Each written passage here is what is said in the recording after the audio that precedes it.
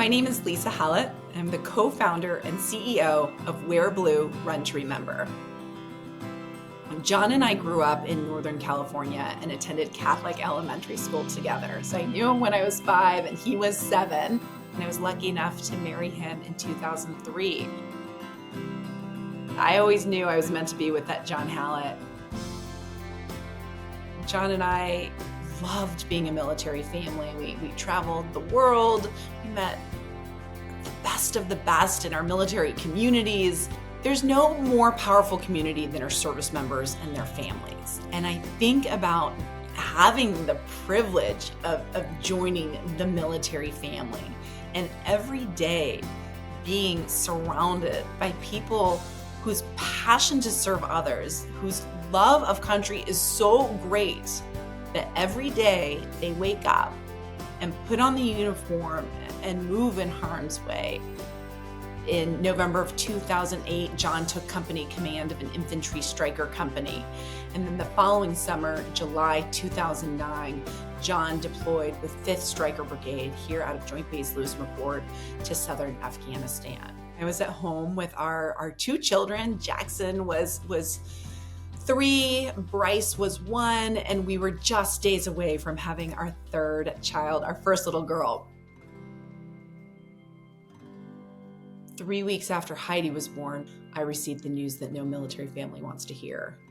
John, my husband, my best friend, had been killed on his way home from a goodwill mission with 3 other brave soldiers. And that moment was life-changing for me. It was devastating. I had 3 children. They were 3, 1, and 3 weeks old. I had this brand new baby who my husband had never met.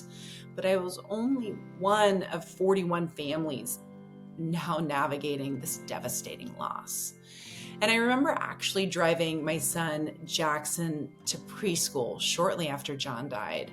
And I started crying. I did that a lot in the beginning. And Jackson says to me, "Mommy, stop crying. You're scaring me." And it was this moment that gave me total pause.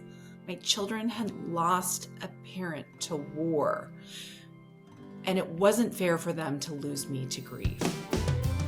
And so running, this tool that I'd used throughout my career as a military spouse, became this really powerful tool in how I now navigated the loss of my husband.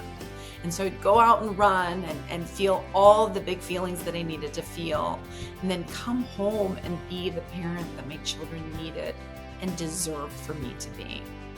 It's one thing to raise your right hand to protect and defend, but it's quite another thing to be the family member who sends that loved one off to war, and then to have to navigate when they don't come home.